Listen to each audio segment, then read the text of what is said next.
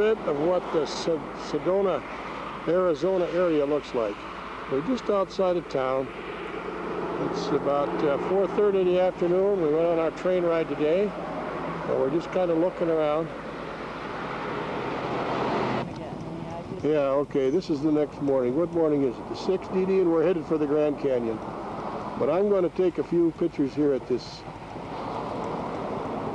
stop we made at this scenic turnout just outside of Sedona.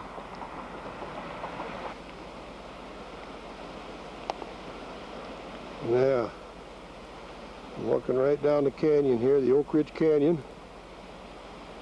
And there's the little city, little town of Sedona, part of it from the north side.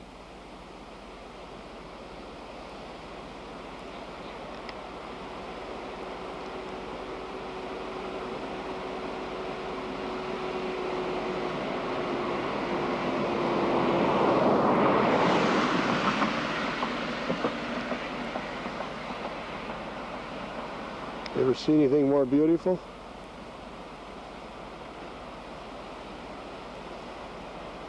I'm making a 360 degree here. There's 89A that takes us to Flagstaff. We get on 180 to the canyon.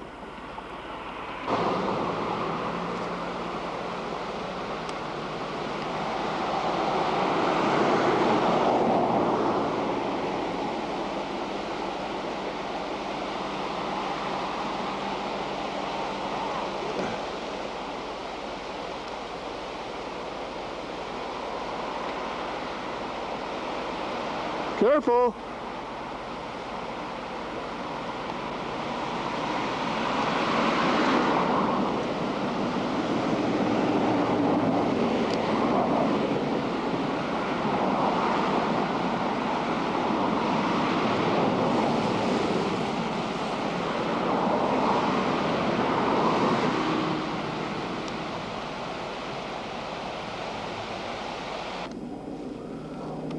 We're still on our way to the canyon from Sedona. We've been to Alaska, but I think this is just as beautiful.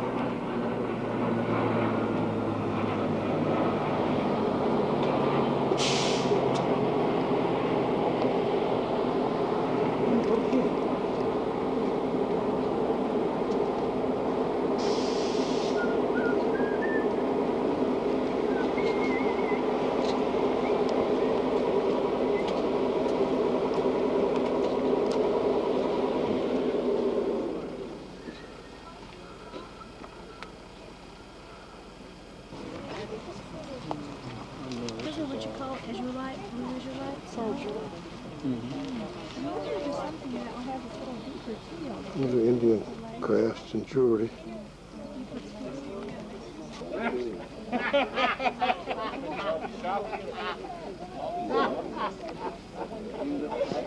Sonia.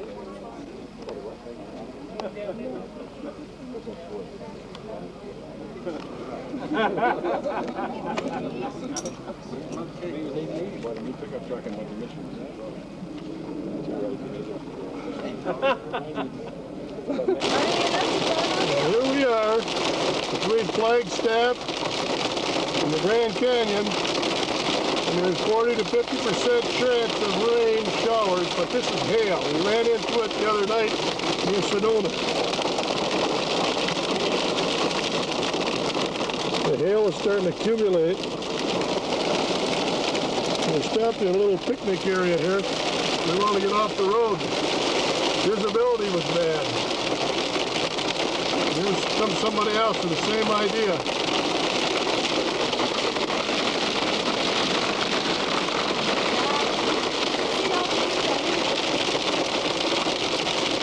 I'm taking pictures of us continuing on now toward Grand Canyon. Still hailing slightly. We stopped for a little while.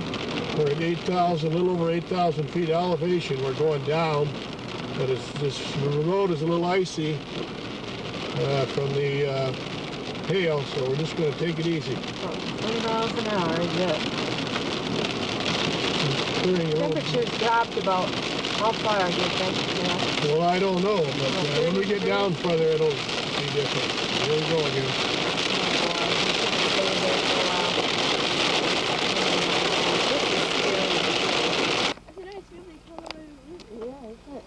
There's the Navajo Point. Oh, up there. Okay. Yeah.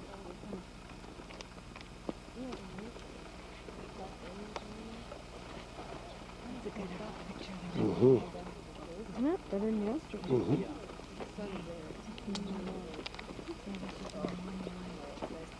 Yeah, this is the morning light. What time is it, Dee? Almost 8 o'clock. We're heading for on our way to the river raft. It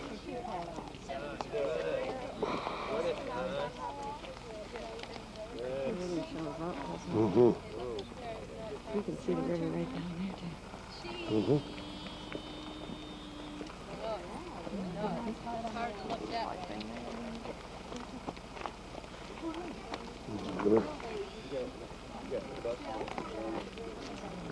Colorado River.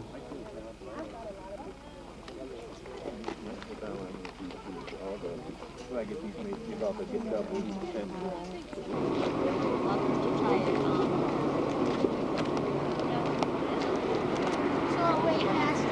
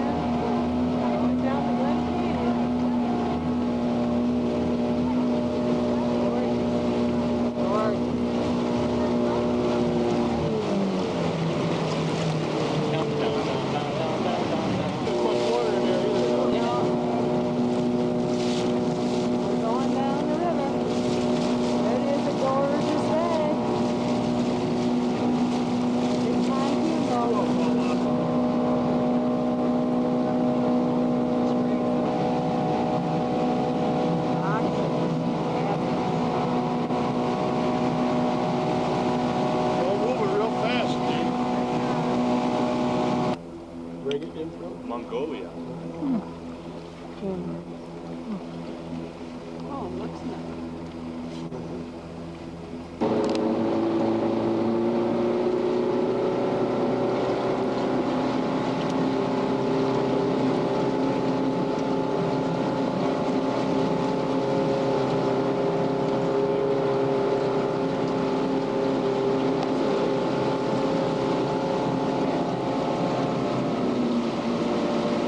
There she is.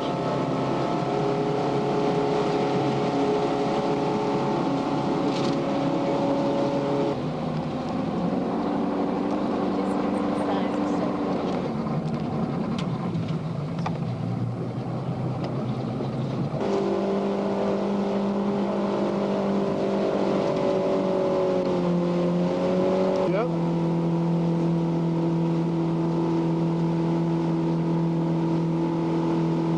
Hold it up.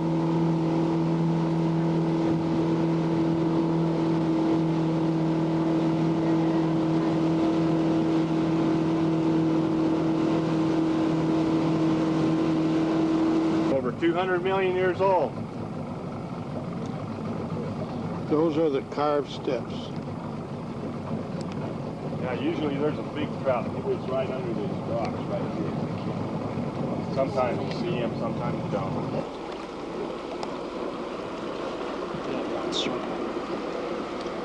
It has located on same way.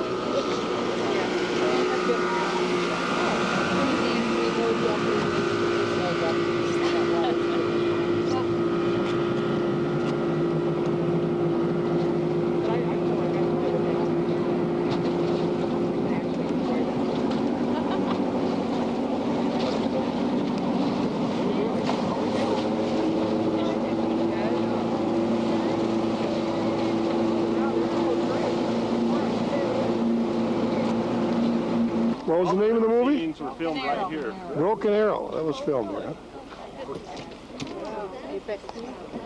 What a place to camp. Yeah, if you ever watch it again, you can say, hey, I was there. I haven't seen it yet. I've heard of it, and I always intended to see it. You're supposed to be a real museum. You didn't like it? I liked it. I guess I never saw it. It's rated R, right? That's a violent. Remember the violent? Yeah, I watched when I went to little kids. well, they had this raft without the outside pontoon. Used one of these. Yeah, they came up and they loaded the bomb up in the raft, and the girl came to jump inside of it. Yeah. It's this raft right here. Say that. They There's one of them. missiles. Yeah. We'll tell everybody all this as well. This rap. We'll tell everybody. Yeah. Oh, I'll get there. I gotta get John Travolta's outhouse.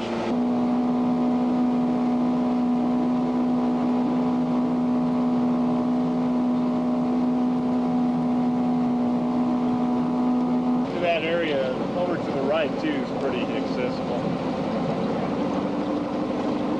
They'd have to come down to about the ledge in the center and then go all the way over to the left and come down these talus slopes over here. Here's our boat. Stop our first stop on the beach. Okay, we'll spend about 15 minutes here and then we'll load up and head on down to lunch. Hey, guys. There she goes, my sweetheart. We're going to see some petroglyphics that were carved in stone in the rock here by the Anasazi Indians. Anasazi means the ancient ones. There's the river over there. It's about 110 degrees here right now. Up on top of the canyon, it's much cooler.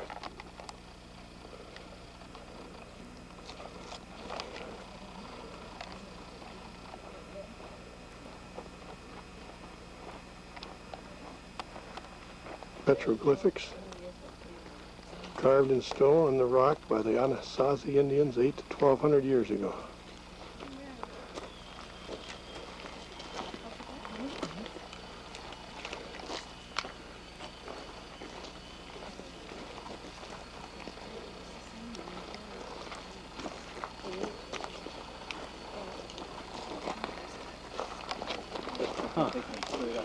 I missed that.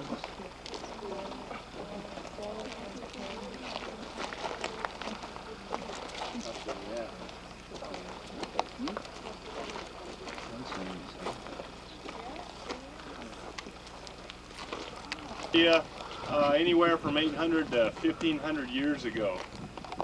They were cliff dwellers, although they were also farmers. Down along the riverbanks, they'd grow pumpkins, squash, corn.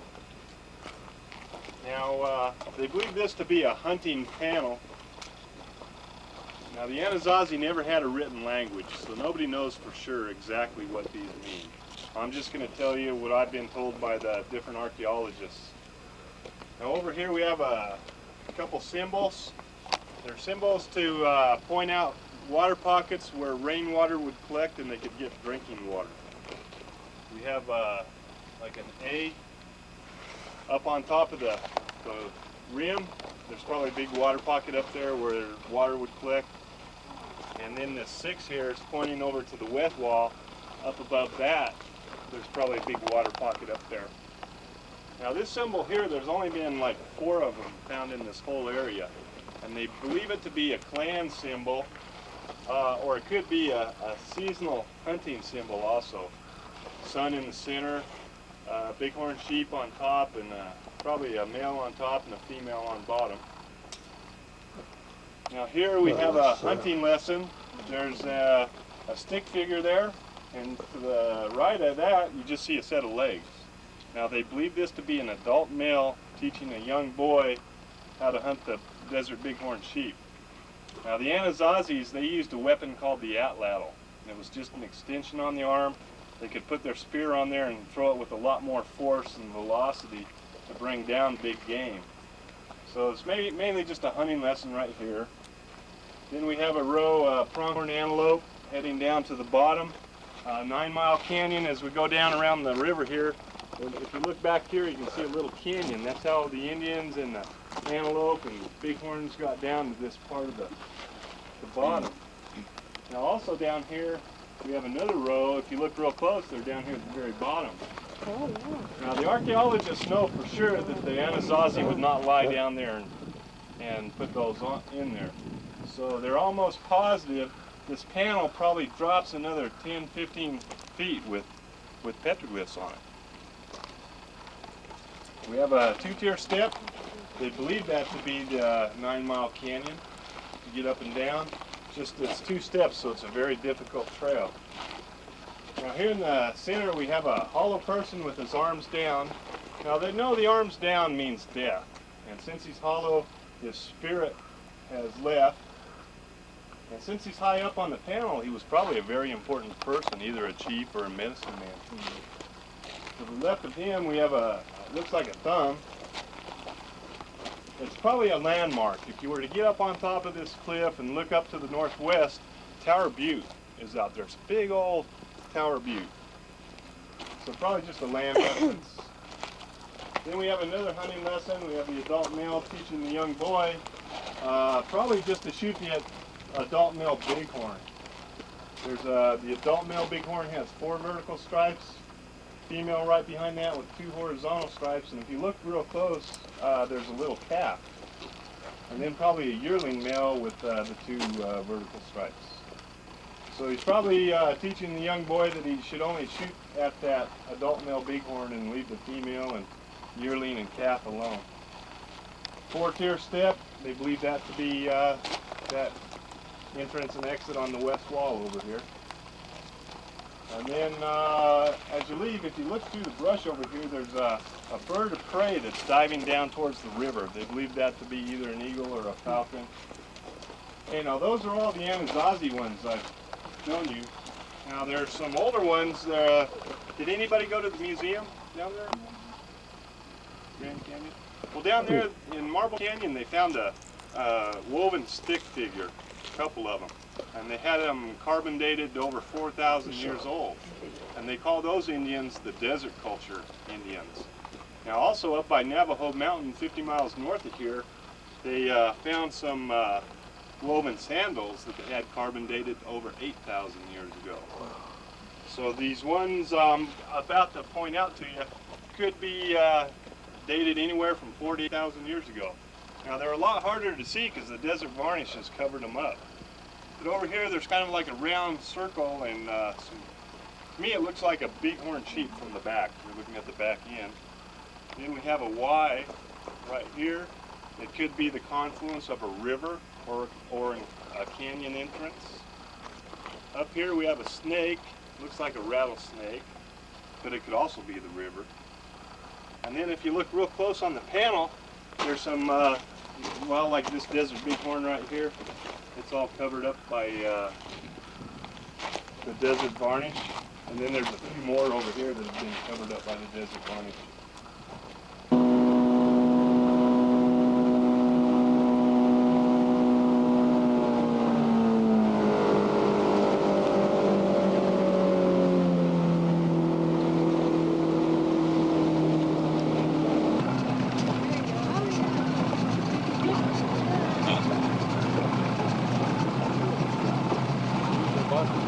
Hand size.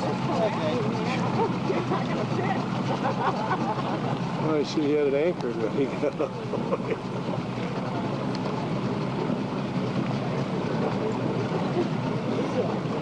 I don't understand why he was coming up. Here's lunchtime. Okay, come on down and make your sandwich right here. Okay?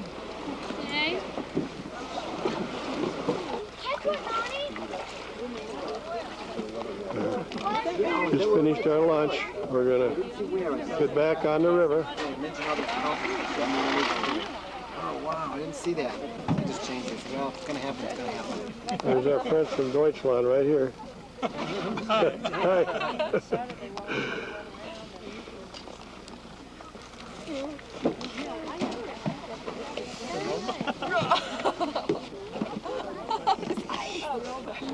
Through here. Then everybody gets a free whitewater trip.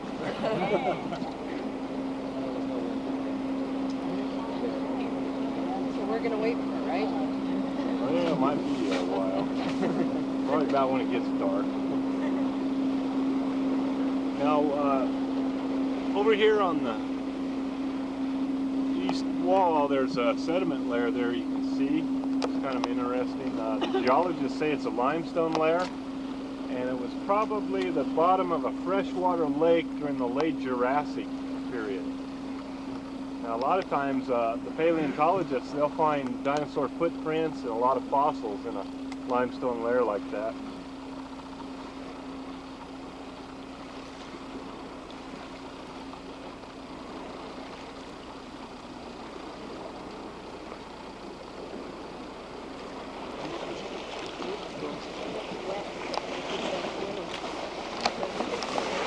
I don't see eagles too often. No, they're mainly down here in the winter. Yeah. Well, up on Lake Powell, about 100 miles north of the dam, there's two big bays. In the back end of the bays, there's a lot of big trees. And normally this time of year, you can go up there and see a dozen eagles all in the trees. Really? So what time are you leaving? Some for sunset. 17-year-old kid along. When they camped down here at the bottom of this big sand hill, the kid decided to hike up to the higher peaks up here. And when he got up there, he pulled out a .44 caliber pistol and shot it back down at the river. Now he wrote a journal. And in his journal, he wrote that it took 24 seconds for the echo to get back up to the top up there. So he named those the Echo Peaks back in 1871. And those sit at 2,400 feet above the river.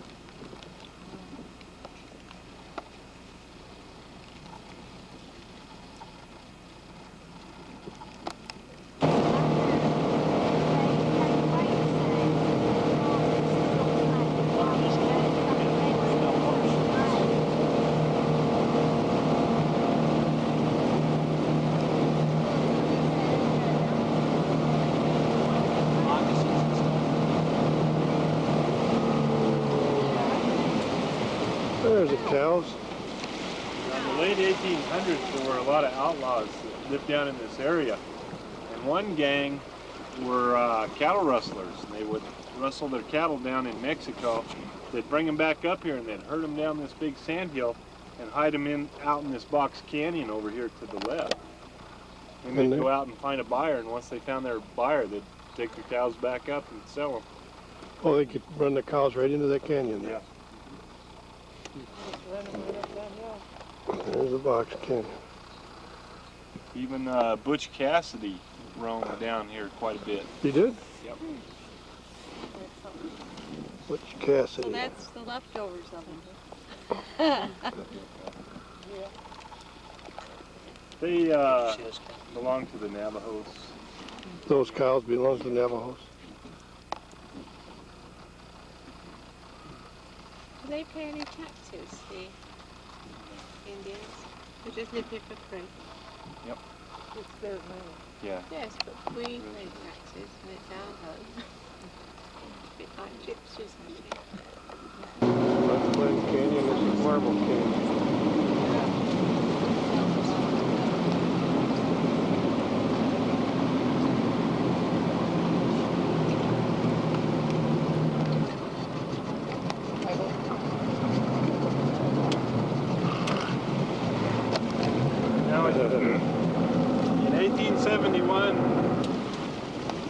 man named John Doyle Lee came down to this area and started a ferry across the river.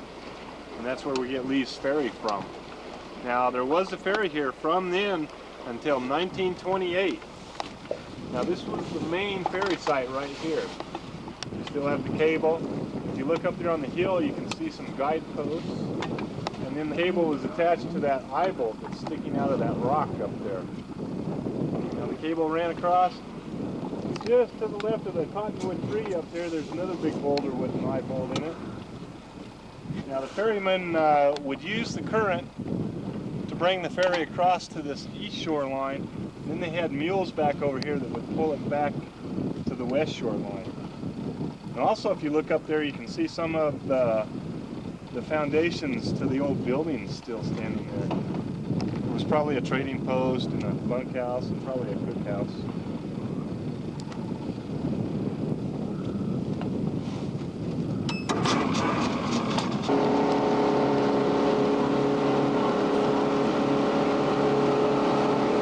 Northwest, this is the Paria Canyon.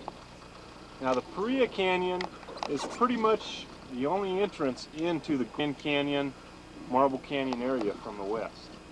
Everywhere else you'd come to a 5 to 1,000 foot sheer cliff.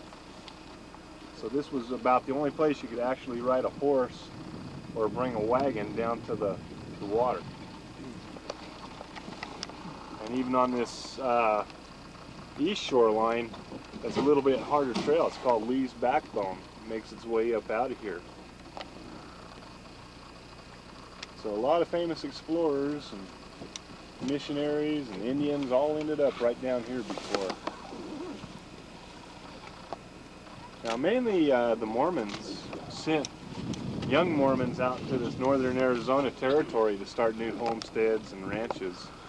And the Mormons and the Indians were pretty much the majority who used the ferry back in the late 1800s, besides outlaws and posses that were after them, the outlaws. But they called this the Honeymoon Trail because all the young Mormons, when they wanted to be married, they wanted to be married in a temple. And the closest temple was on the west side over in St. George, Utah. And so they would cross the ferry and head to St. George to be married. So they always called this the Honeymoon Trail. Your raft. That's what sounds safe. Yeah. That's the beginning of the Grand Canyon right there.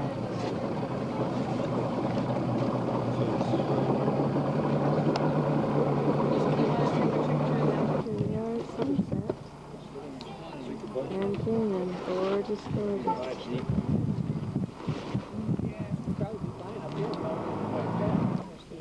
A little bit of reflection left. The sun.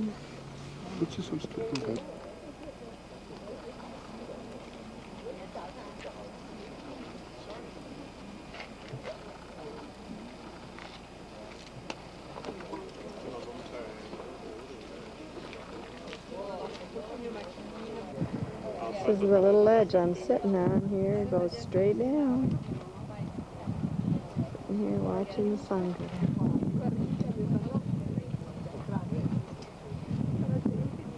Sinking farther into the beautiful sky. So peaceful and beautiful. Hear people of all languages speaking in the background. Almost everybody comes out to Hopi Point. Watch the sunset at night, and buses take you back.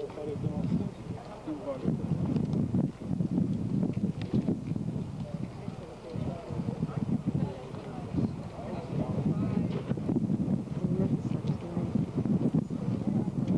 Got here just in the nick of time after our all-day ride on the Colorado River.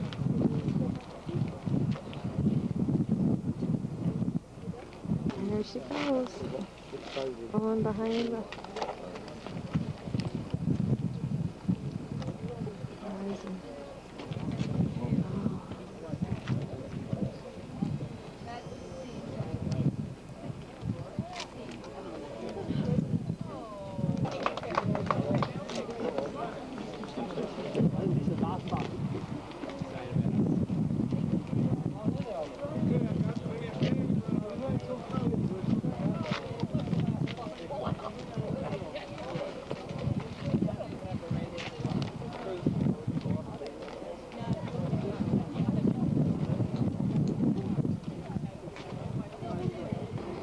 couple more minutes of this. The whole sky is changed to pink. It's a mountain range out there. All the way across. Now the whole horizon is pink. Okay. Good luck. I can't leave. No, not this, but the, Okay. Well, I guess this was yes. oh, here. There's some Navajo people herding up their sheep. We're in a Navajo reservation here.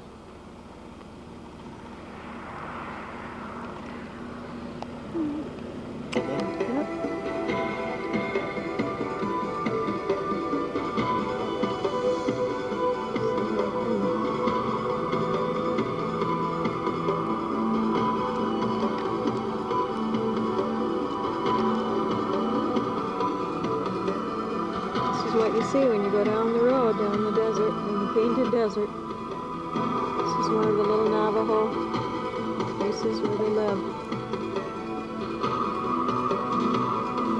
Coyote House. It's a coyote house of the Hogans, made out of clay and stone. Very desolate, you never see anybody. Here we are again. I stopped to take some more pictures of a Navajo house, Navajo dwelling.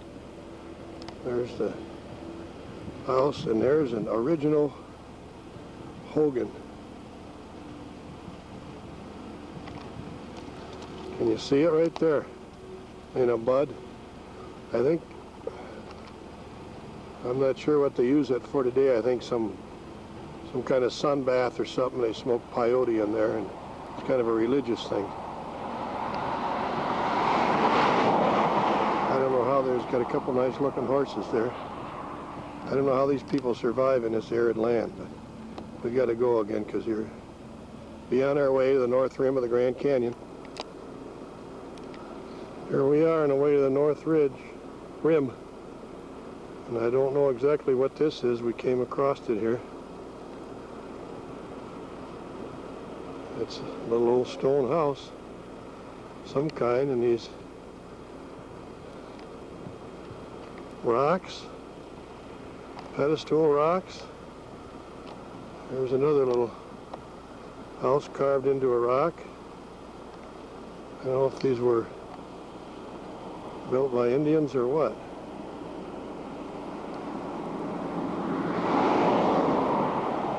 It sure is something. These are called the Vermilion Cliffs. The Vermilion Cliffs. Now I'll look back through the desert. You can see Marble Canyon. This is Marble Canyon. Across the Colorado River. And you can see across the desert. There's a place way out there. I'll zoom in on it.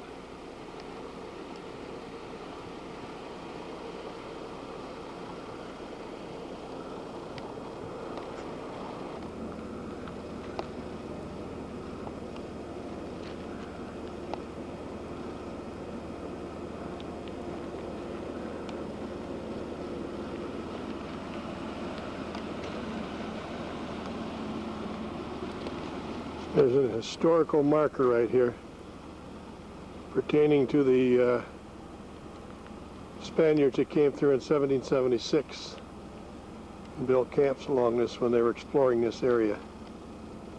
What a vast, vast area.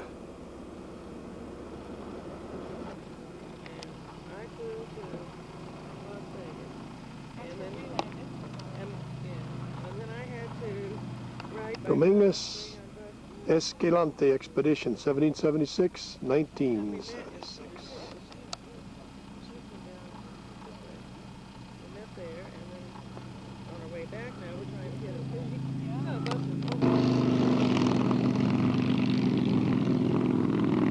Get a view of this. Marble Canyon. Oh, that's Marble Canyon, yeah. There's the road down there. I'm going to try to zoom in on that so you get an idea of the vastness of it. There's a road we just came up from. Pretty good size, and Yeah, it sure is. how many miles is it across there? I think it said from Lee's Ferry there by the Colorado River, about 45 miles. Doesn't seem like a long way, but you can practically see across it. Where are you headed for? Mesa. Where? Mesa, Arizona. Oh, where's that? Down there by Phoenix. Oh, so you're going way south, yeah. Where are you going to go down to Flagstaff and Then I'm straight on south there. on 89 or? What is it? There's that semi that went zooming through here, and I thought he was going to roll over. He was really hitting there. Is that 17 goes south of? Yeah, I-17 goes south, Down to Phoenix. right just on the east side of Flagstaff, yeah. And then 40 crosses it just north of Flagstaff. Yeah, we were in the South Canyon, Grand Canyon. Now we're heading for the North Rim and then Bryce and Zion. This is the North Rim of Grand Canyon. The lush and green, beautiful. Sure is different than coming in from the South Rim where it's all desert. This is just kind of like the high country in Wyoming. All the beautiful aspen trees and the lodgepole pine and the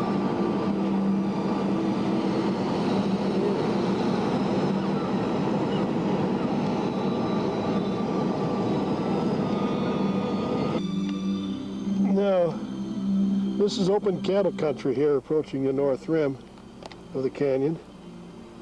And there's a corral right there with some cattle in it. And it is beautiful.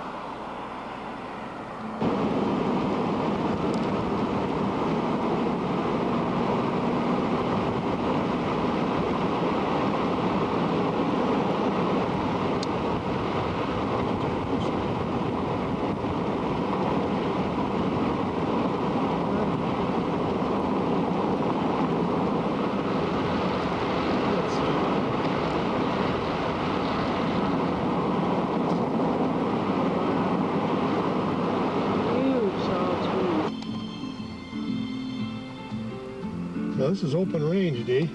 Yeah, I guess. Look at the cow right here. Pan in on her.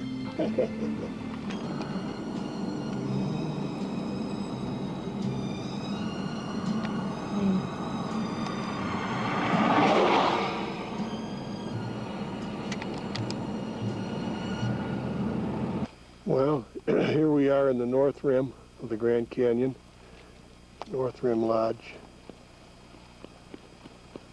And this is more quiet and peaceful and more beautiful than the South Rim. There's not as many people here. When you come in, you see the large pine trees and the aspen.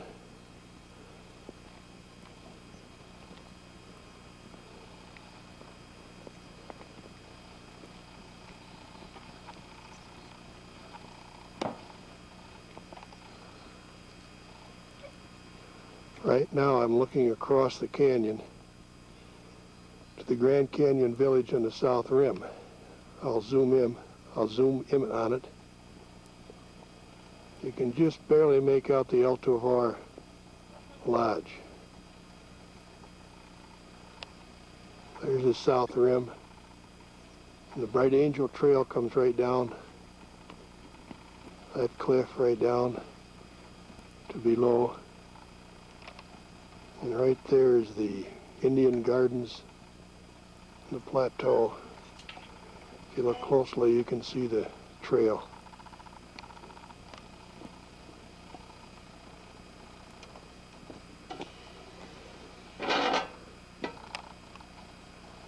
Now I'll zoom in on the Kaibab Trail of the South Rim. Right there you can see it going along the rim down into the canyon.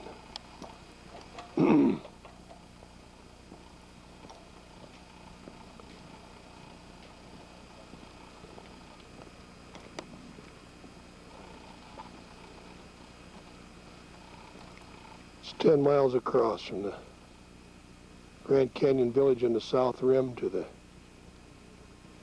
North Rim Lodge. It's about 20 miles if you take the trail down into the canyon and come up the trail on the north side. And it's 187 miles if you take it by car through the desert.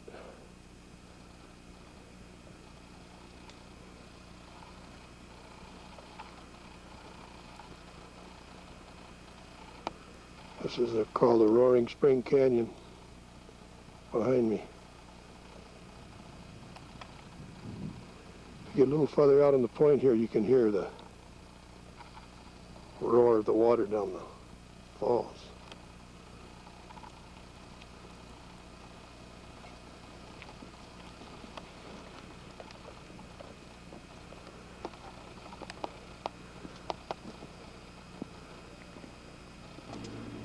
Sparrows. His eyes on the sparrow. And I know he watches me, so I better behave myself.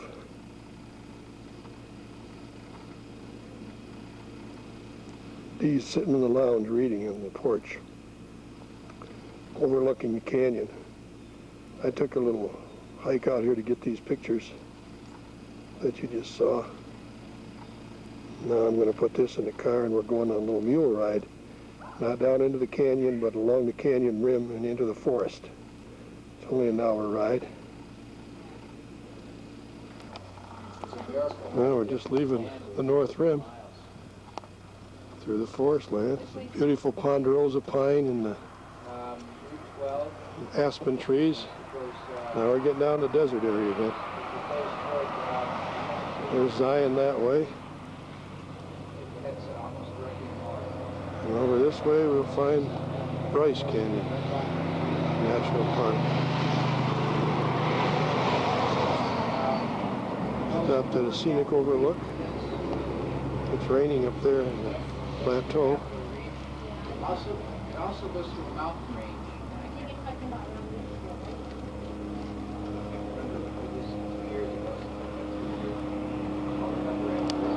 We have some little ladies selling jewelry.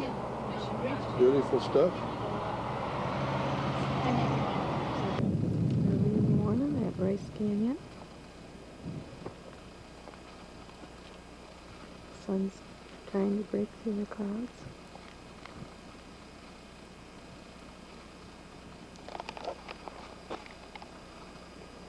This is the path that what's going on tomorrow. On this mule for 3.5 hours.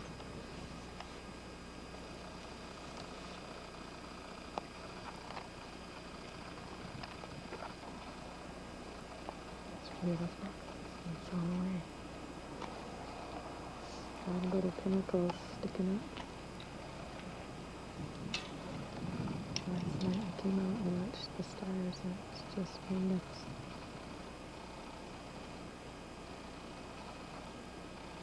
There's some buffalo we just came across. Trail, there's some more over there. There's some buffalo right outside Zion on a road around here. Beautiful, huh?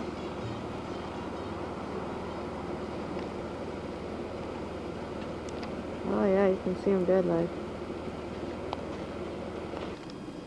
Here we are at the entrance of Zion, and it's quite beautiful. Well, it's 12 miles further to the visitor center. And this is called Checkerboard. What is this, Dee? Checkerboard what? Checkerboard Mesa.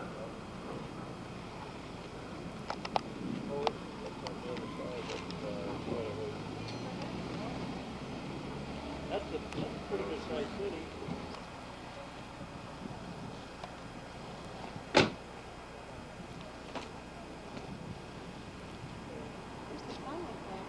Mm-hmm.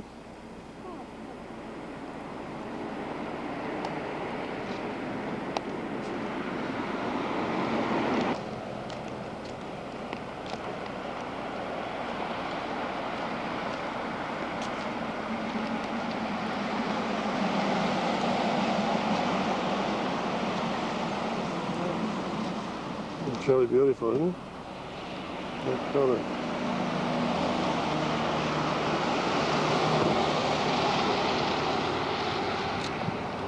That's what they say. Take your time. Oh, it's beautiful. Go slow, honey. Mm-hmm.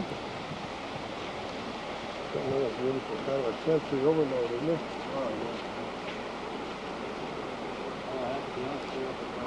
Virgin River that we're going to go hiking along for a couple miles. Very similar to this when you're floating down the river. Grand Canyon's right on there. Stopping at the spot to rest. Yeah, see the way down there? Yeah, I can get it. It's the Virgin River.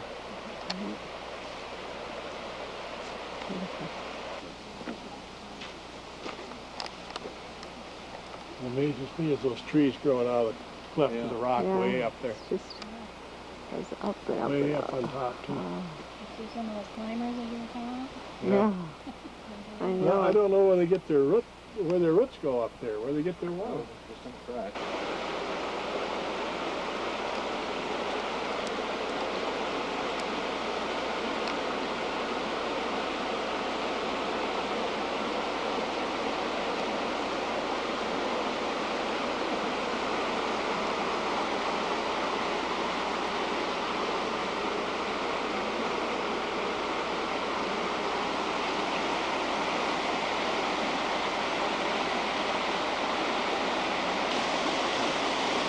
Such a beautiful spot. We're sitting and just resting on our trail.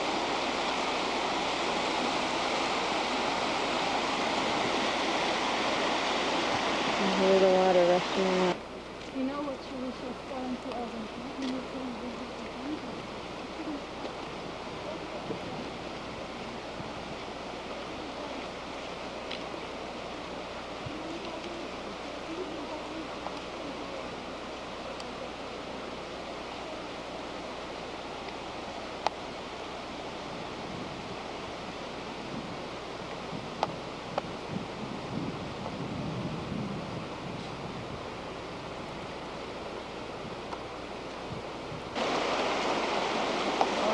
That's where the canyon narrows.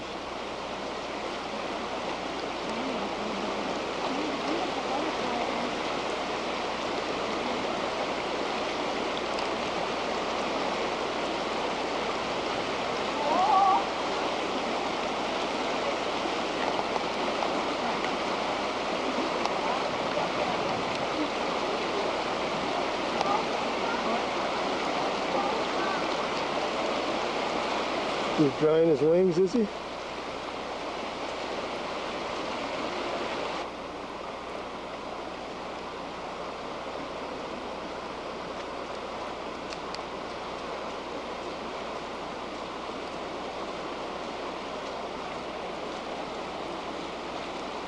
Suppose you were also? Yeah, we were there the day before yesterday. There she is. Hiking the narrows of the Zion Canyon. Look at that brave woman. Hey, turn around and look at me.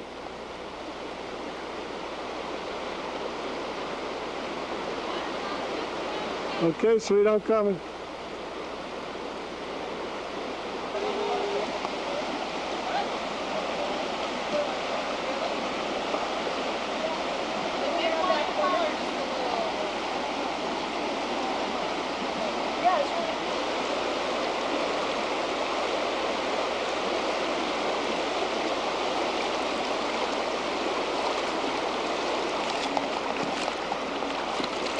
We'll make it. All I know is it's good that lady gave me the squeak stick. There, now I'm on some sand. You can do her.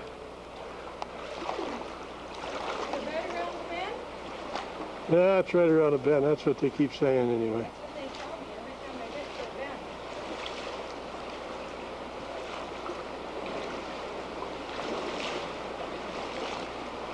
Get on the sand over here. Now you got it made. Just going back that's going to give us a problem.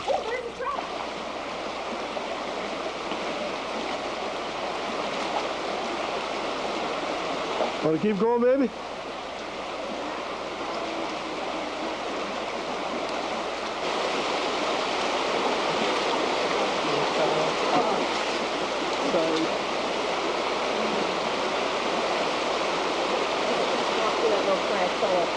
Yeah, okay. This is bad news here again.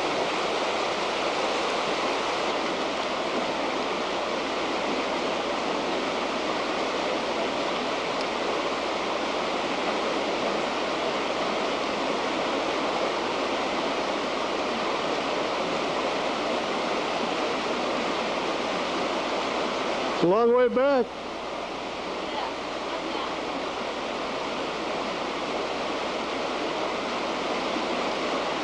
There, walking in by the waterfall.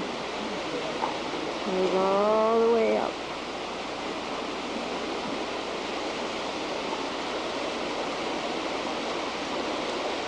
Back now. Think you want to go back? Have you had enough finally? This is how it looks. It's Wednesday morning, 7:35. This is how it looks in front of our cabin at Bryce.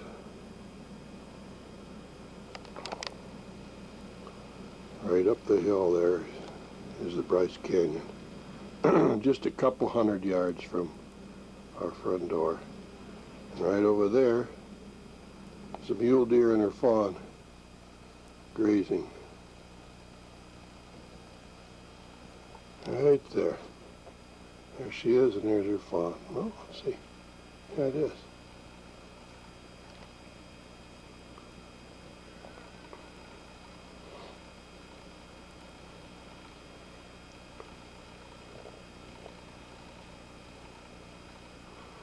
In about 45 minutes, I'm supposed to get on a mule and ride down into the canyon. I'm looking forward to it. My sweet wife decided not to go because we rode for an hour the other day and her leg was bothering her, so she's going to hang out here or wherever. Yeah, no, they're still out there, dude. I'm zooming in on them. Right straight out where I'm pointing, see? See them? See this tree right here? Yeah. Just to the left of it out there. Oh, yeah. Oh, you could see him better before.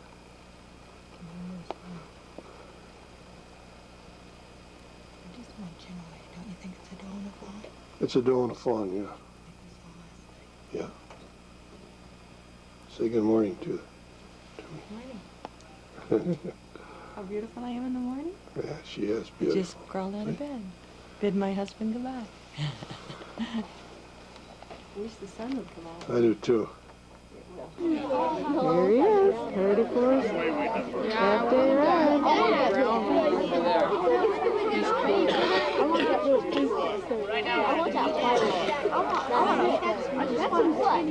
Happy as he can be. He's got a whole group of junior high kids going along that you can hear in the background, so.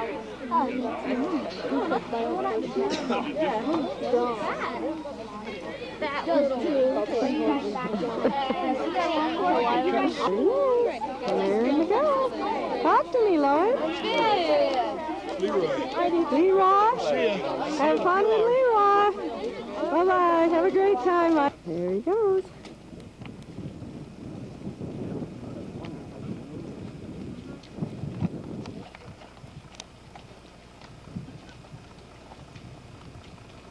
There he is.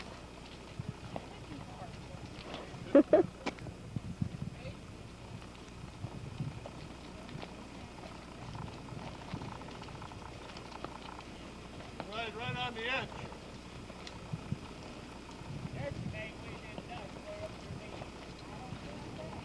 Well, he's rounded the curve and I can't see him anymore, so a couple hours from now, hopefully the sun will come out and the light will come back up out of the canyon. In the meantime, I'm going to do a little wash and sit and read and just enjoy the solitude and the quietness of this place.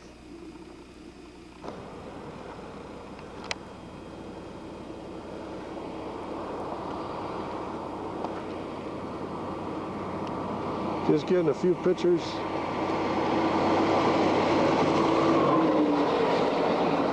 this ranch here. This is the best place. Been riding for miles.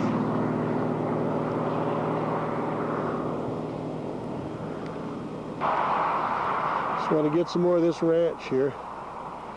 We've been driving from Bryce this morning, about 30 miles, and it's cattle country.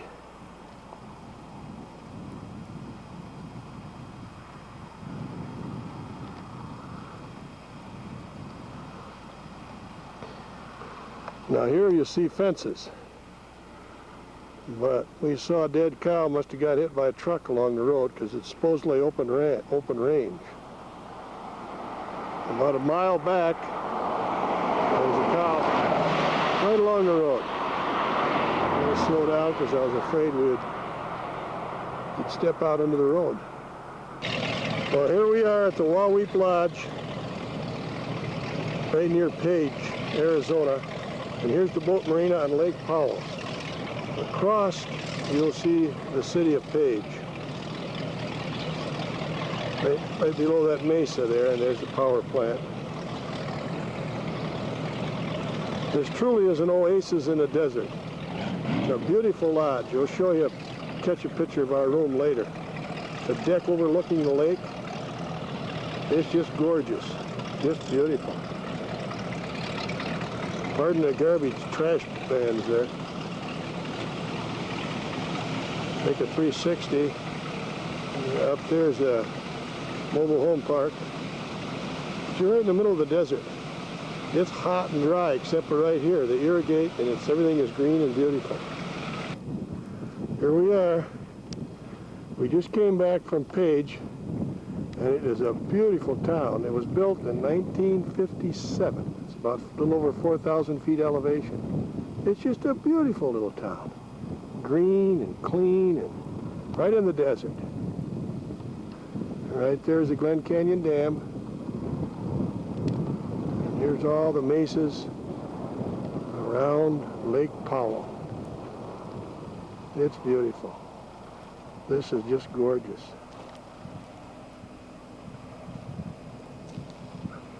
Right over there is Lake Powell Marina and Wahweap Resort where we're staying. We're heading back. We just went and got some munchies for lunch because it's about 1 o'clock. We haven't eaten yet. And there she is, flower of my life. Adventures and partner. Yep. Okay, here we are in our room in the Wahweap Lodge. Wahweap is a Navajo word, and I don't really know what it means. I'll find out when I talk to someone. And there's our swimming pool. And that's not the marina, but there's boats docked out here, obviously. And I'll pan around and see if it shows in the room.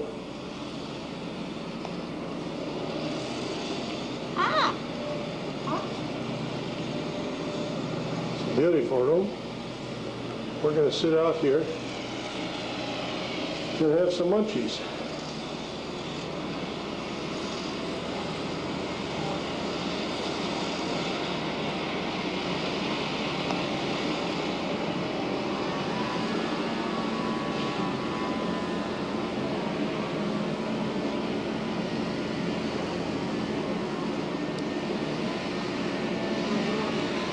These are the nicest accommodations we had since we're on our trip, and we couldn't quite believe. I thought it was going to be an older building, but it's beautiful. Lots of rooms, a great big marina. It's really gorgeous. Of course, it's $120 a night, but anyway, see you later. Someone head down the pool, and that's where I'm going a little later. Bye. It is morning, the 13th of September, 1996, at Wahweap Lodge and Resort in Page, Arizona. We're up. We're ready to go on our boat ride on Lake Powell. You can see beautiful sun coming up over the clouds. It's a gorgeous day. See the sun hitting the boats here.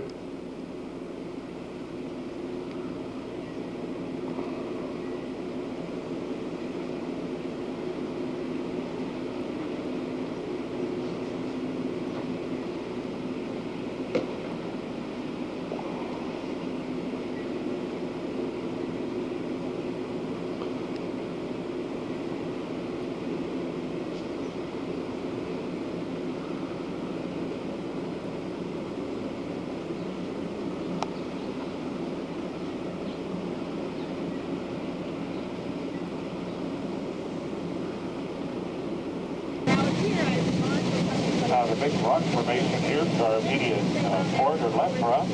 This is known as Castle Rock. Big Castle Rock here got that name from the early explorers coming through this area, 1800s. They thought that the shape of the rocks on the top there, different directions when you look at that, resembles the ruins of an old fortress or castle. It's known as Castle Rock. The lake does store or contain some 27 million acre-feet of water. Lake Mead, named by the Hoover Dam over in Las Vegas, Nevada, will store about 28.5 million acre-feet of water in its soil.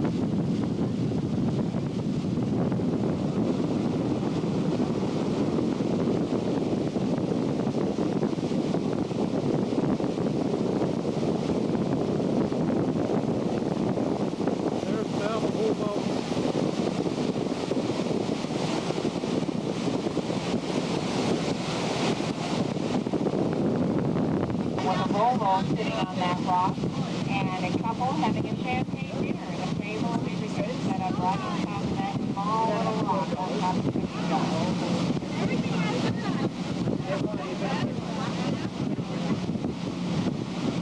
John and Mary Ann personage.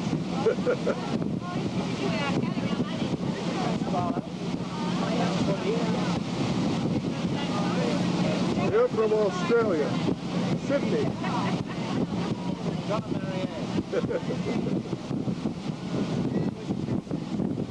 Also, the original 50 cents in 1966. They're discussing Australian money and the British quid, pounds, Canadian loonie, American dollar. Those people are from Scotland.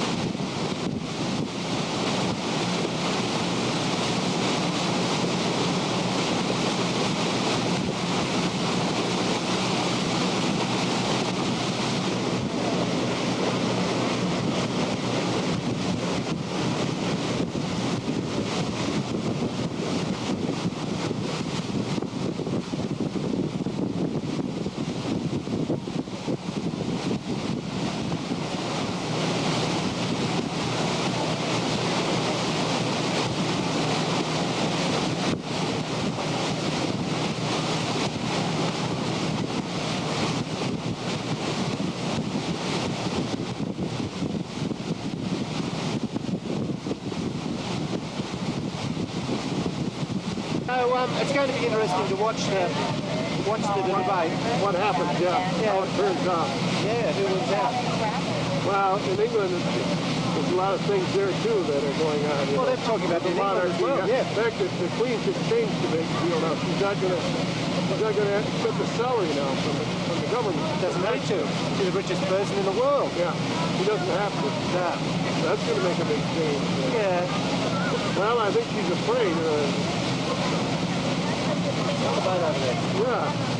That's a houseboat, is it?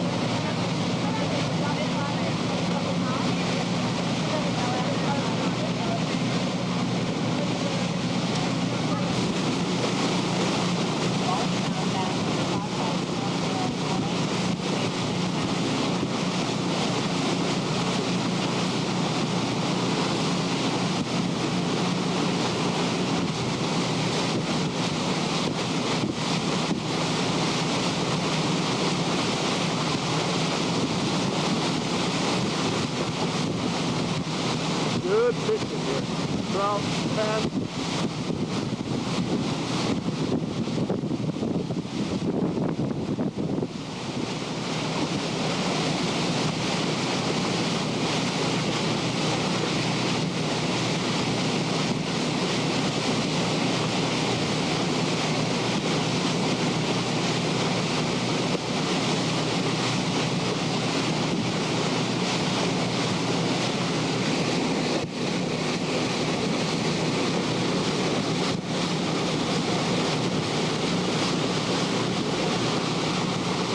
Can rent those houseboats for a week. Spend all week on the lake.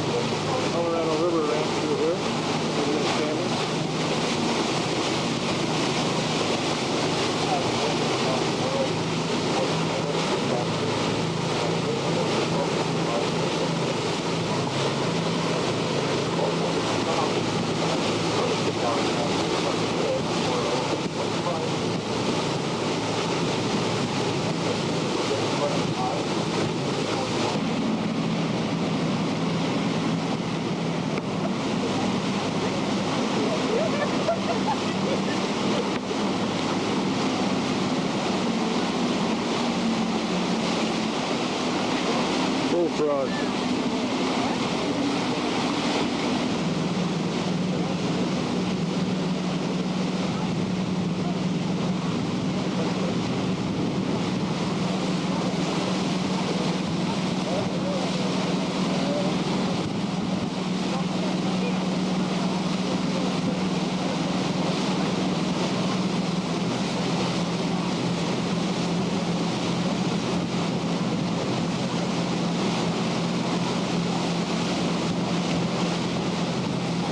There's Navajo Mountain.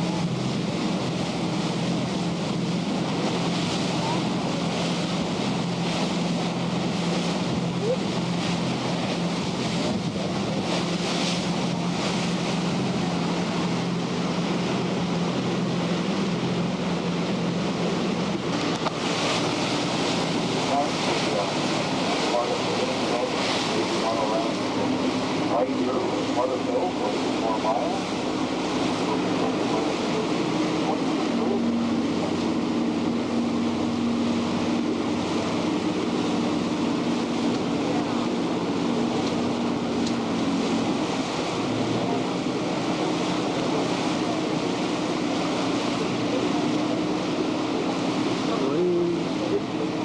Rainbow Bridge.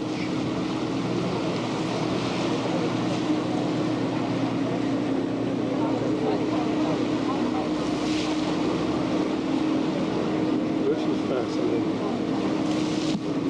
The Rainbow Bridge was where Teddy Roosevelt and Zane Grey, when the Navajo guide went before this river was dammed. And supposedly, Teddy Roosevelt scratched his name on the side of the arch. So I've been told.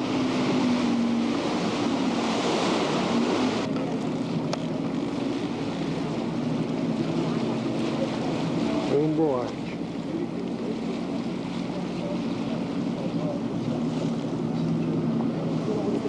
Navajo Mountain. Yes, it is.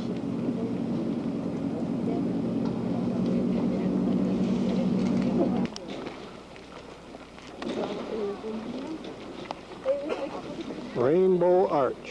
There's the Colorado River flowing into Lake Powell, Navajo Mountain.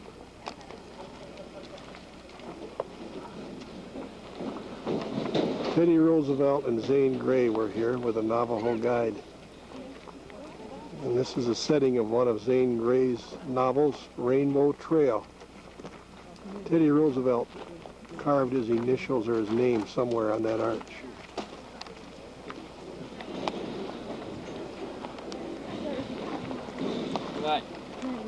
Yeah, it certainly is. Oh, right from down there, it was beautiful the way the angle on it. There goes John and Mary Ann and Deanna. You know, they're our friends from Australia.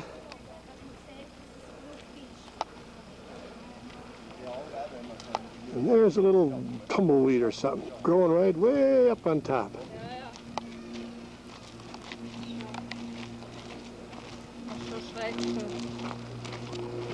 Ich habe gleich mit Blüten so Bereiche gemacht. Snow all the way around it closed, so that's one place I still have to go. Go ahead, you just walk, ladies. Okay. If I get you on here, that'll be a nice.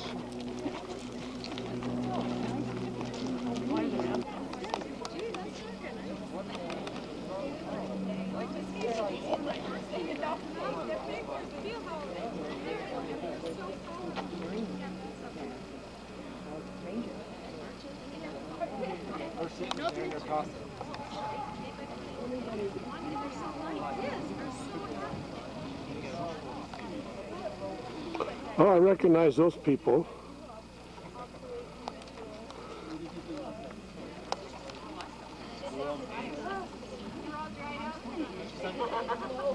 He was like ferocious. You know, he was. Well, what kind of dinosaur was it? I don't remember. Oh, I don't remember the name of it, but there's his he footprint, was an right? ancestor of the T-Rex. What? Ancestor of the T-Rex, there's a claw mark. I'm trying not to do that. I'm trying to behave. Why? Yeah, we never find any reason to She was behave. gullible. You could tell us anything, we'd believe it. Expect it. Expect that sort of thing. Yeah? Oh, yes, they're called. All the bars push those together.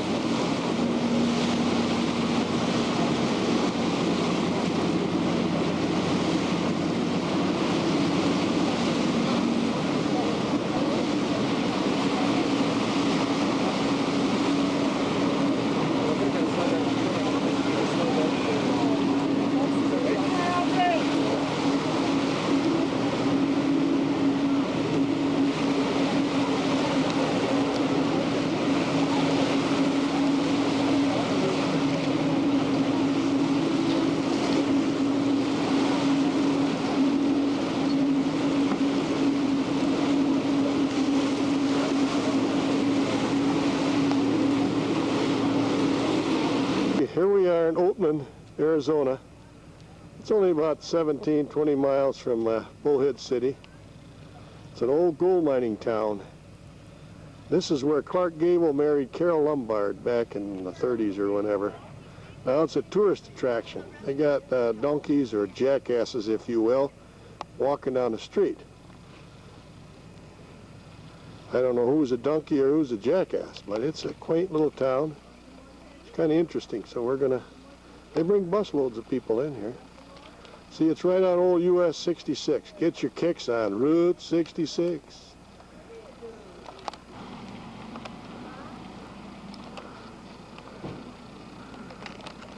No, these are the ones that used to haul the stuff up to the mine. Yeah, here's a little pack. They used to, the miners use these. To pack back with. Yeah, now they're kind of running wild all over. Yeah, now they're running Here wild. comes another one. Somebody's got to be feeding them, though, I think. Maybe the tourists feed them. It's one of the attractions, but there's Hill, there's Min, there's Dee. Yeah, she does, doesn't she? That one doesn't look like that baby's very old at all. Uh-uh. I'll take a picture of both. Oh, what are you feeding them? Carrots there. Oh, they got little, Oh, you brought some donkey food. No, the lady gave me. Oh, because I was getting hungry in the car. I could have ate that. I got a cute picture of you both feeding them. Yeah. You want some more, huh? You, stinker, you. You want the whole bag, huh? There's the mayor of Oatman right there.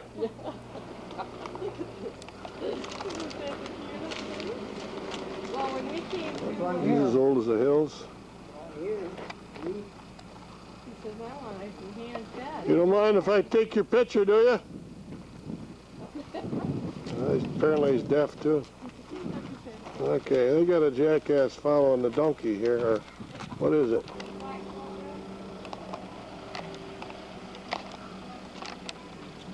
They are wild.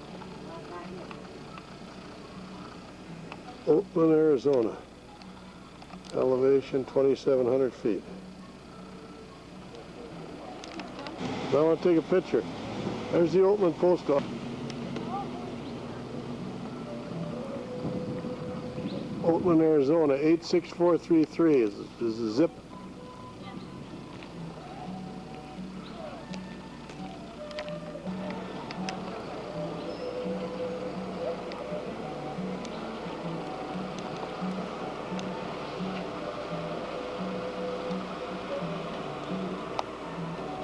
There's somebody's residence where the music is coming from.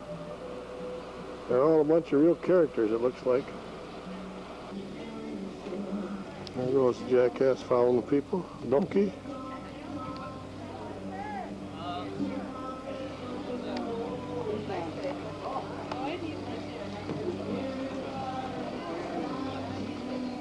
Oatman Hotel and Restaurant Bar, 1902.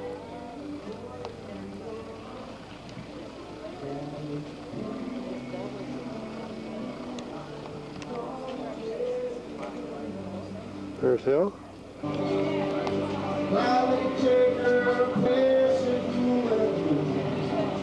Make this my life.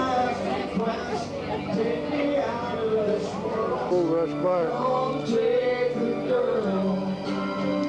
Morning, gentlemen. Walk this way. There you go. Nice place.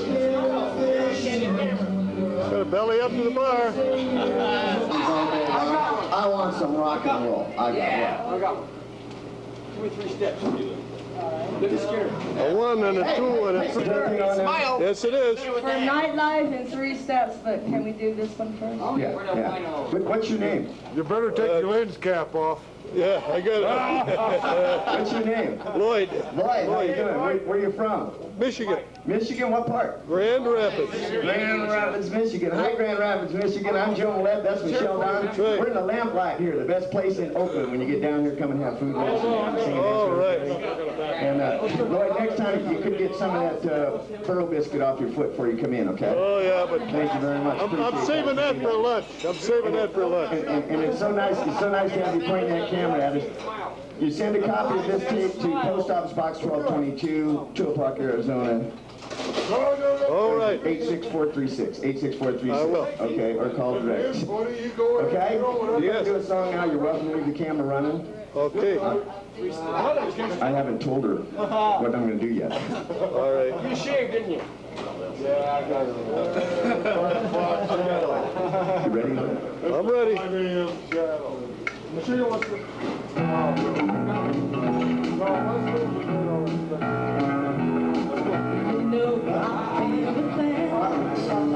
Sitting home all alone. If you can come around, at least please telephone.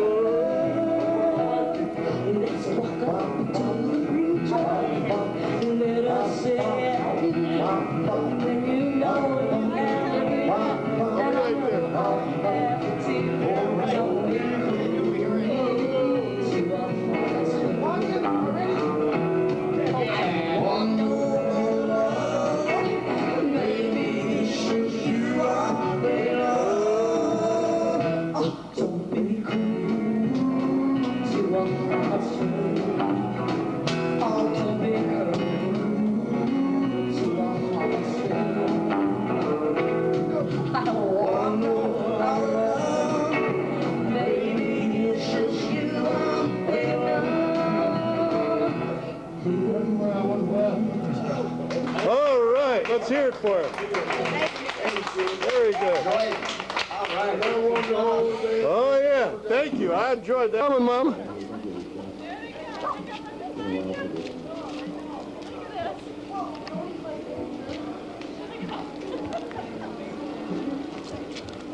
How do you keep all these?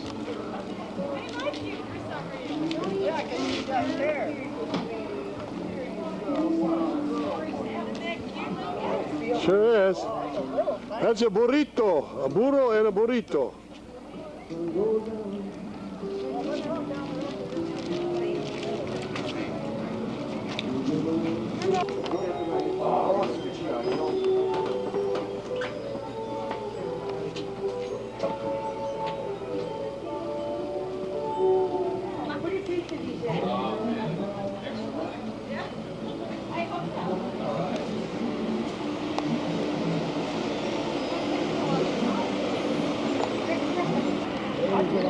There's the Oatman Library and Community Hall with some of the local intellectuals singing.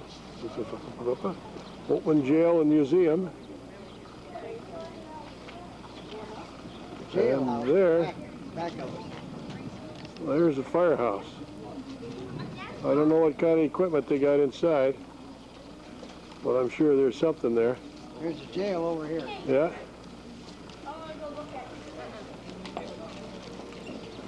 There's Oatman Paramedic and Fire Rescue. Go right ahead, ladies and gentlemen.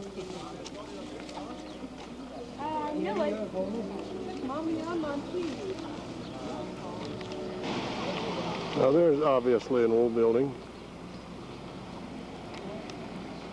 And there's the remnants of an old structure. But this one is kind of cute.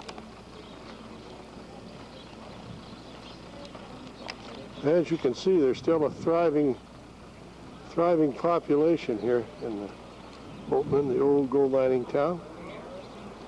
Some mansions on the hill.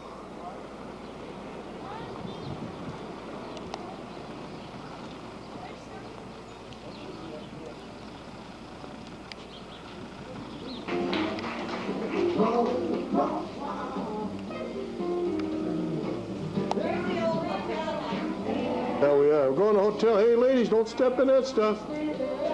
That's lunch there. Where are you going? Tell that donkey's been through here, can't you? Smells funny. Look at him in here, on the right. Here's where Clark Gable and Carol Lombard spent their honeymoon. They were married in Kingman, Arizona, and they came to Oatman here. And they right up those stairs is where he had his fun. There's the Clark.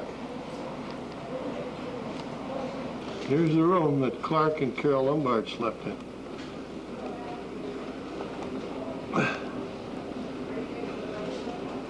Well, I don't know if they slept, but they were in there doing some funny things. You know, they were Hollywood people, so what they did was probably kind of kinky. We'll check around here for a moment.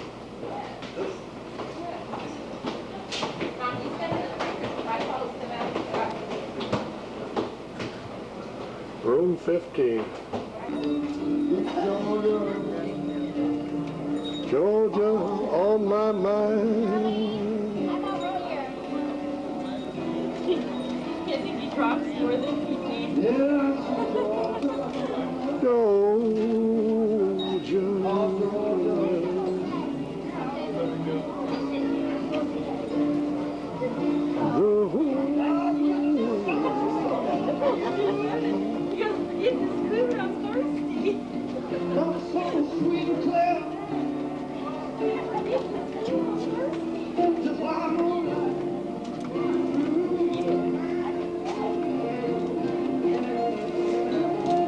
Whoa, look, there's Carol Lombard.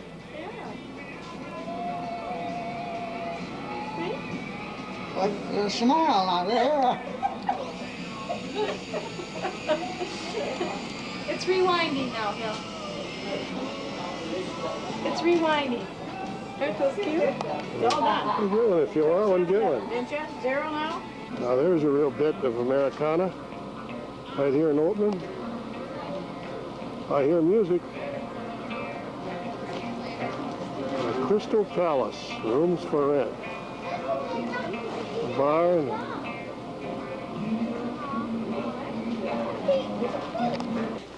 Are you a member of the volunteer fire department here? Yes, I am. Okay, what kind of equipment do you have? We have 2 compressed air foam trucks. We have our rescue unit. We have a 3-ton water tender. We have a 1,500-gallon water tender. We have a 4,000 water gallon. Great. How many people do you have in your department? 7. 7. And they all live right here in Oatman? Yes. Okay, I seen your rescue vehicle up the road there. So you're a paramedic too? I'm a medic, yeah. Medic, yeah. Huh? The big one? Oh, okay. Yeah, I'm the one. I am so sorry. Okay, that's okay. Okay.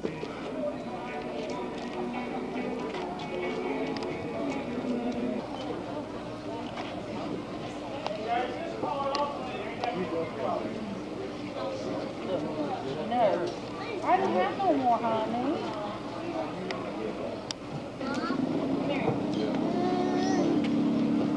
Here comes a couple of mean-looking hombres. Here's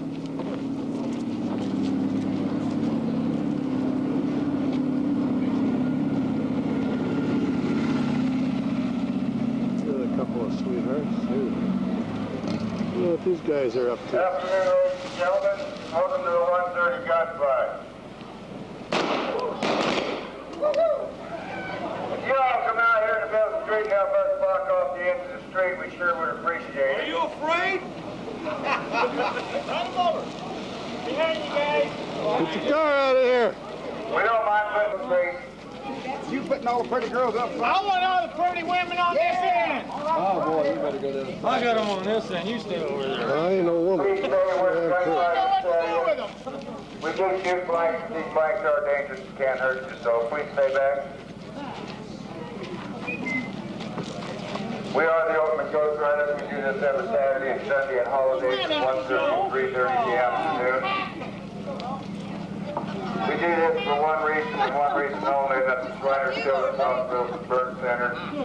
That guy's tired. We are a non-profit organization, and gentlemen and ladies you see out in the street today do not get paid for what they do. They do it out of the kindness of their heart and for the Shriners Children's Hospital and Burn Center. Last year we donated.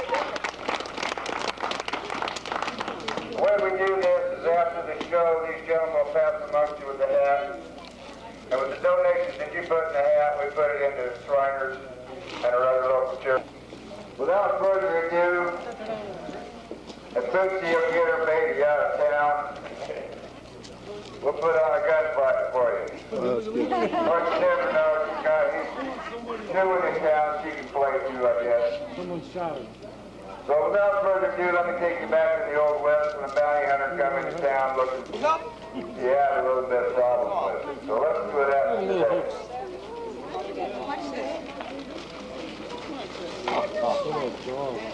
It's beautiful. Who you talking to? You! What's your name? Will! Will? Yeah! Well, I'm Banner Hunter and I've been after you. No, now really? Am I gonna take you in and saddle your horse or over your horse? Well, I really don't know. I don't.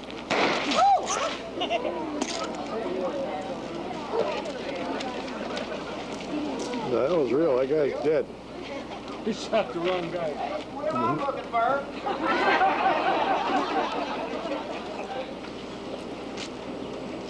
You shoot my boy Will. He's my buddy.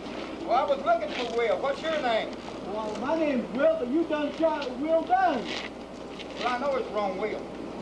You say your name's Will? Well, I'm a bounty hunter and I'm after you. You going on saddle your horse or over your horse? On me.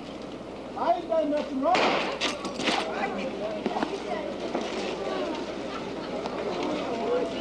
Wrong Will.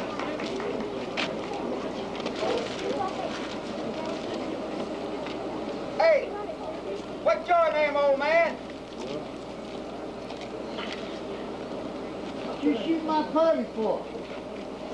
Well, I'm bounty hunter. They said the name's Will. What's your name? My name's Will. Well, I don't want to shoot nobody else. Don't have to. What's your last name?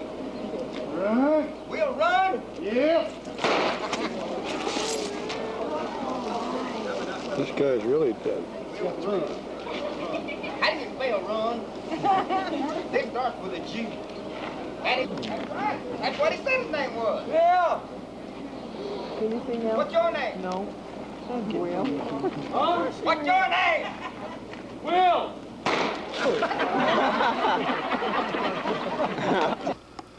Here we are at, yeah, just a minute. Okay, I just want to get their place here on this camcorder. There's where I was. Here's Min and Hill's place.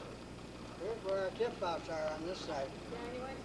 Tank and our water tank, and Here's Min and Hill's place. that's the sewer hose there that runs out. And Uh-huh. that's Oh, all yeah. stationary now. Yeah, Had that it's for- really nice. They got a carport. And here's a look at their village. Come there they are up there, the two women. They're taking pictures by the big saguaro.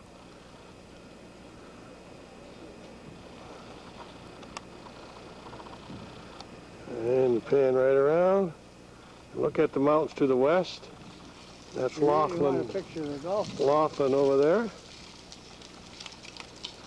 Very nice, very nice. Here's a big saguaro cactus, and there's our Min, Hill, and Deanna.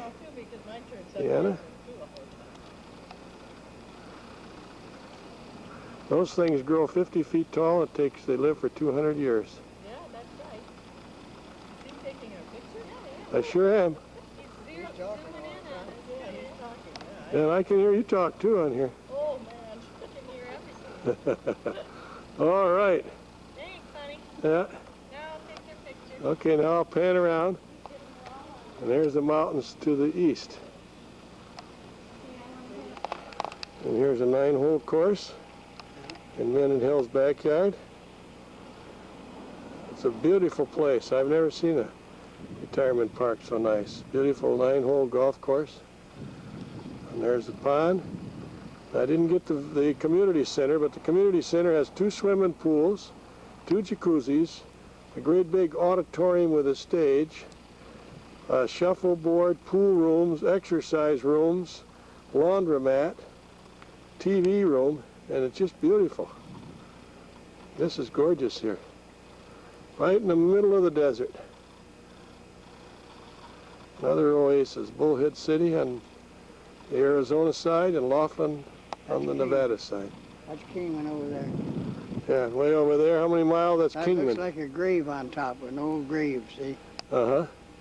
That's Right. Kingman, yeah. Over the hill, it's about 30 miles from here. Yeah, to Kingman. 30 miles over the hill there. It's 15 miles to the top of that ridge. That's the longest hill that I've ever driven down. Hill. Hill. Yeah. Gosh, that sucker must be 12 miles or more.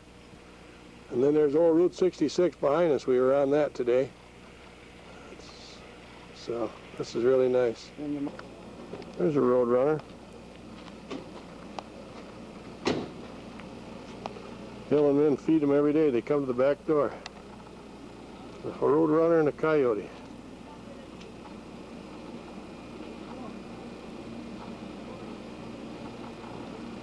Here we are in Yuma, Arizona on our way to San Diego. Come through Yuma where it's all irrigated. You'll see all the cotton farms. Cotton. Must be the farmhouse. Quite beautiful, really. Cotton all around it. Newly planted field. See the irrigation going on over there.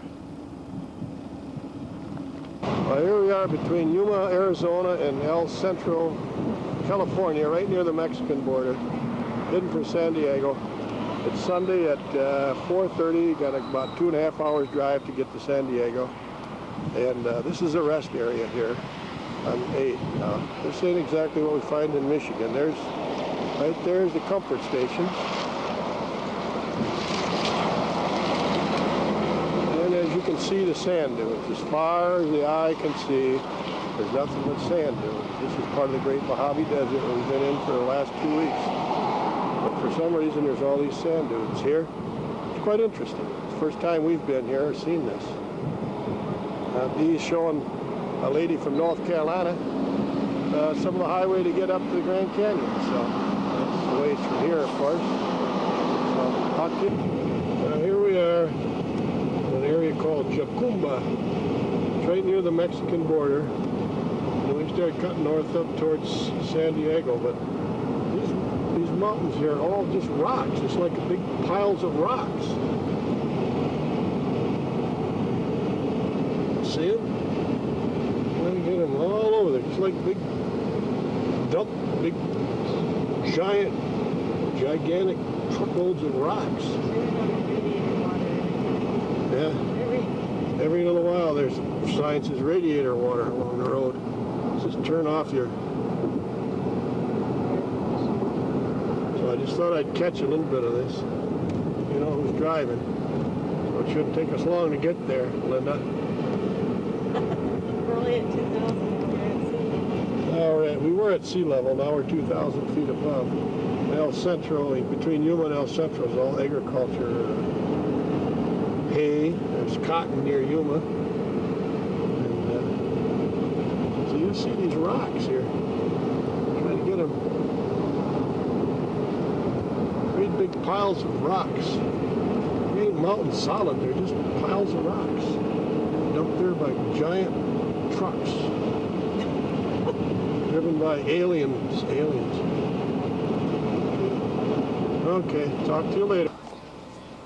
Monday the 16th, and it's quite obvious where we are. Everything is so neat and beautiful in this town.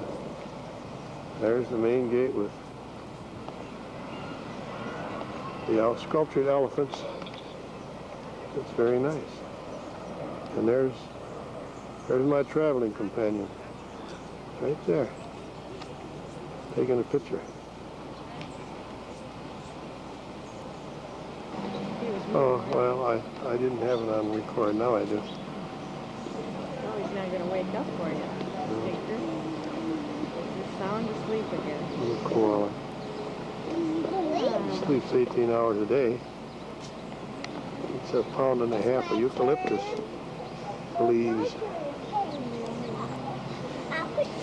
No, I said there's more up there.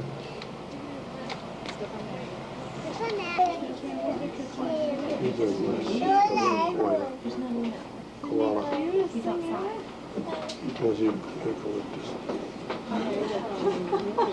3 of them eating in there. There's 3 of you.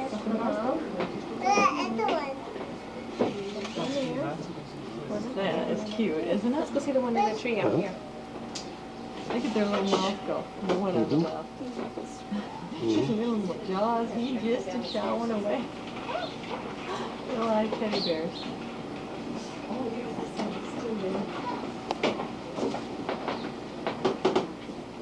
They're waking us over there asleep. Well, they sleep 18 hours a day. Look at him chowing. Up to 18 hours a Can you day. see it, honey? Can you see it?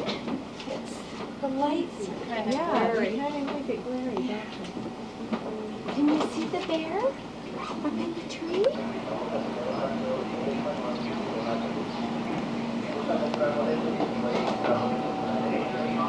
It's like a baby kangaroo. Small kangaroo, wallaby.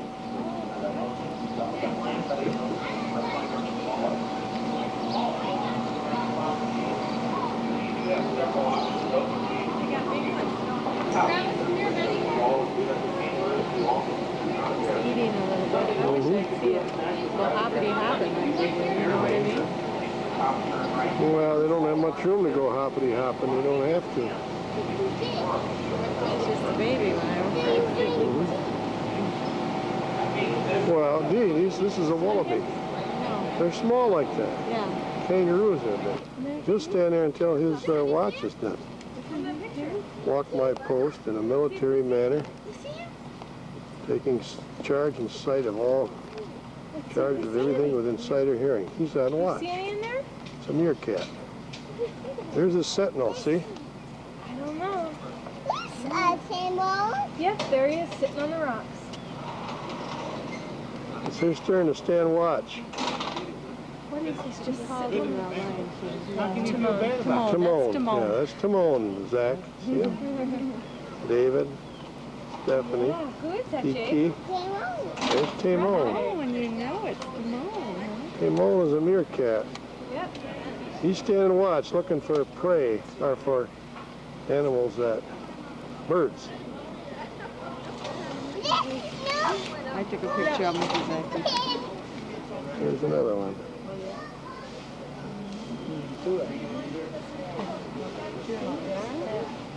There they are.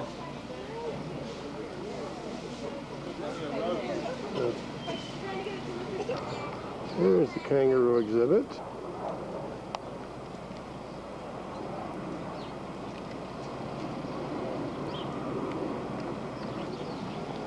look at that.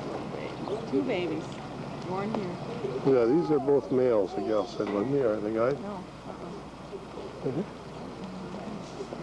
The mother just She came up. called them studleys. Oh, the babies are both. Yeah. Uh-huh. Uh-huh. They're 6 foot at birth. Yeah, they drop right out of the birth canal to the ground. That's how they get those bumps on their heads. It's a 6-foot drop. Names are Artie and Rafiki. And Rafiki play with his tongue. And I don't know, when they're young like this, they're constantly throwing their tongue around. They have a prehensile tongue, so they just wrap that tongue around with one in their mouth. Look at him. Oh, Rafiki. You know, when the babies are born, they have a 6-foot drop to the ground. The mothers give birth standing up, and they come out head first. He's about 15 and a half months gestation period from one female to give birth. And if you notice underneath them, look at Rafiki and when it was tongue still, he's got an umbilical cord. Pushing them out of the way. Mm-hmm. Follow. Look at the legs on this thing. And these two females are very good parents. And we have them get them here because Do you like this? All the exhibits, this giraffes, don't you? They are quite a nice exhibit. What a clean, beautiful zoo. The animals are so well taken care of. There are a lot of critics coming through here every day. Millions of people a year. And some of the greenery behind you, too. Jake, do you want to get a picture? Oh, I am. Oh, good. It's automatic. It's just gorgeous. Yo, sit on the fence and I'll get your picture. You want to get a picture with Jack on Tommy?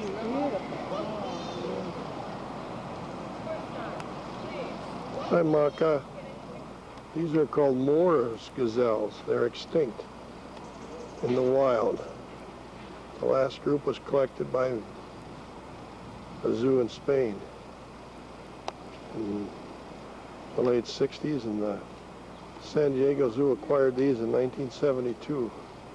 What amazes me about this zoo is how clean it is and how healthy looking the animals are, every one of them.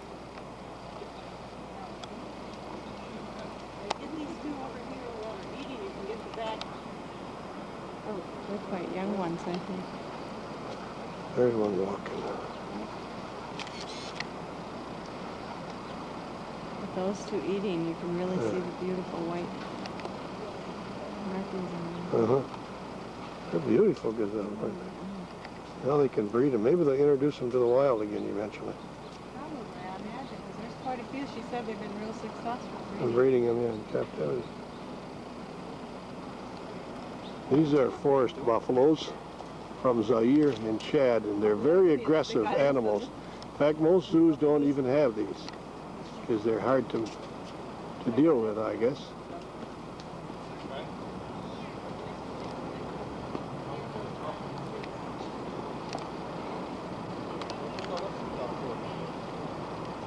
This is called a Szechuan Takin, T-A-K-I-N. It's an ancestor of the muskox, found in China. They prize these like they do their pandas.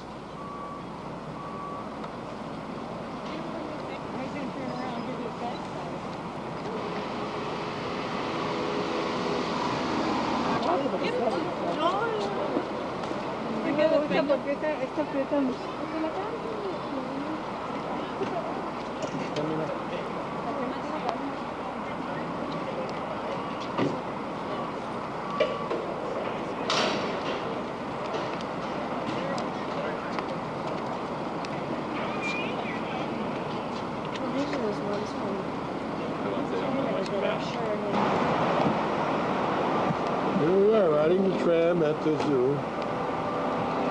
And get an overall view of things. It's about lunchtime. Yeah, it's just like a rainforest. It's beautiful. It's Balboa Towers. Mm-hmm.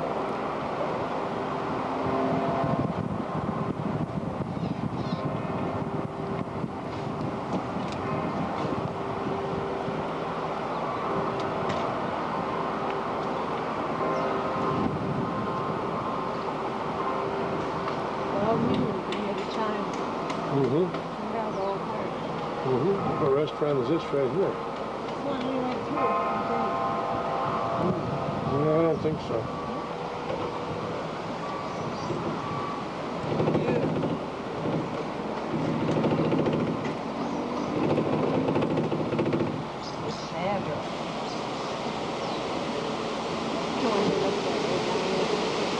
Yeah.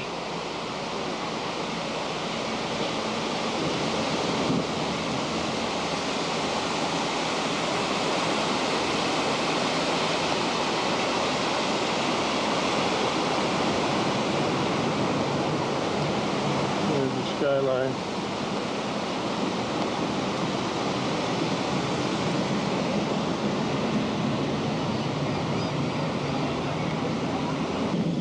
Here he comes. He's gonna swim right over. What kind is this again? T-A-P-I-R.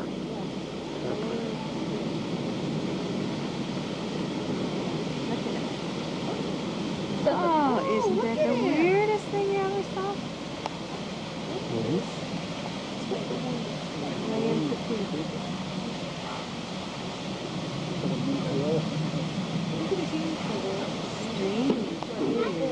Here.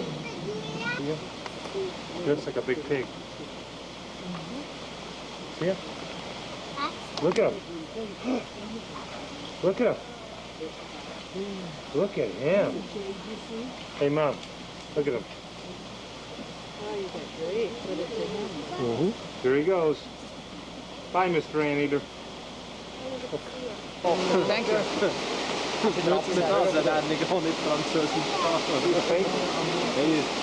Hij doet zo goed dat. Turn around. Doe dat kijk. Open op en lopen. Hallo! Niet allemaal op. Hallo! Oh, that is chip. And here we clip it over and off. Right up there. Way up there by the fence. Yeah, they're over there. They're over there. It's taping. I don't know if it's Mike or Leon. We have two gorillas in here. And boxing gloves on. This is the Mike T. and Leon S. training camp. Here he is. One drive. Turn around.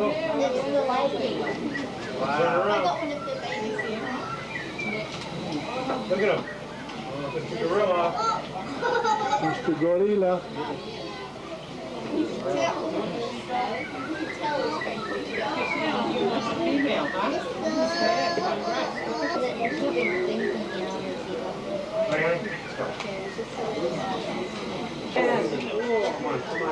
Oh my God, what a big gorilla, huh?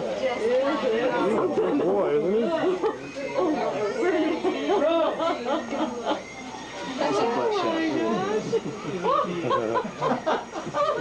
You've been here before they had the glass up there?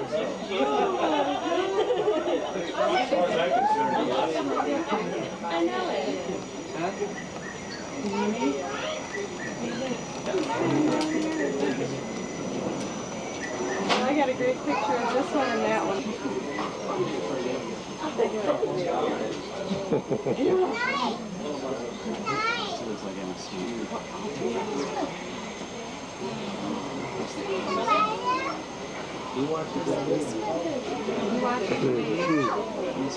You don't?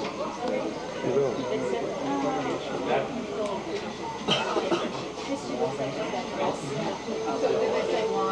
Here. Oh, copy. Old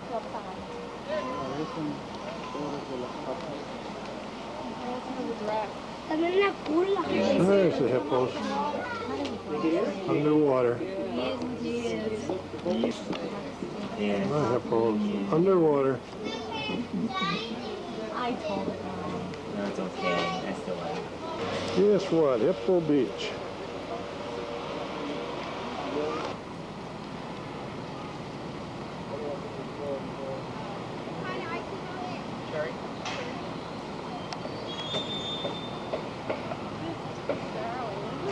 Yeah.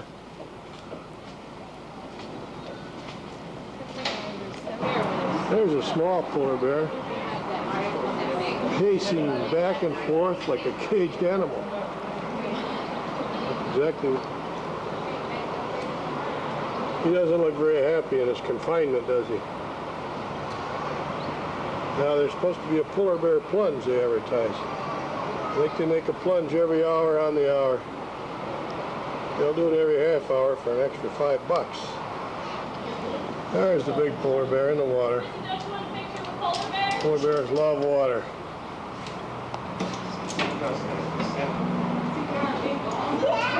He's got a big rawhide bones or something. Hey, bring him over here, man. I came out there and see that little one. No, that's the same one. It's different.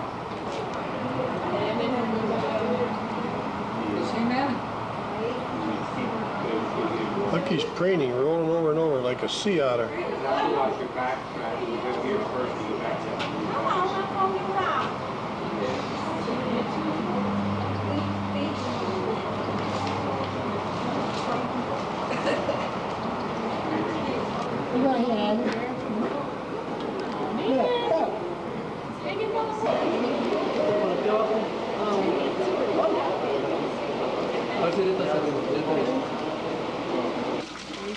There's the Alaskan brown bear.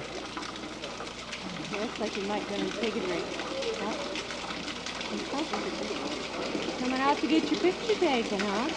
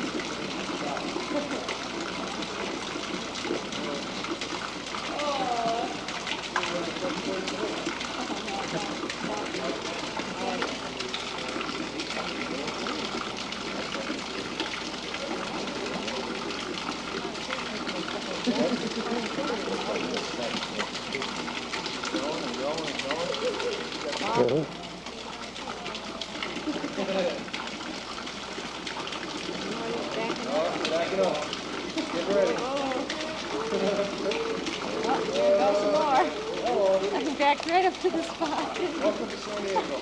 Hey, wasn't that something? He smelled of it and then he backed up into it? Yeah, it's getting the same place. That's their bathroom.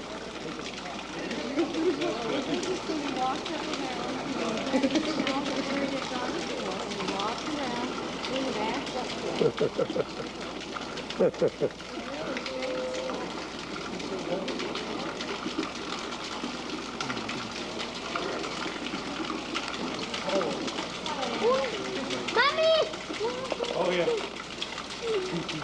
Country bears under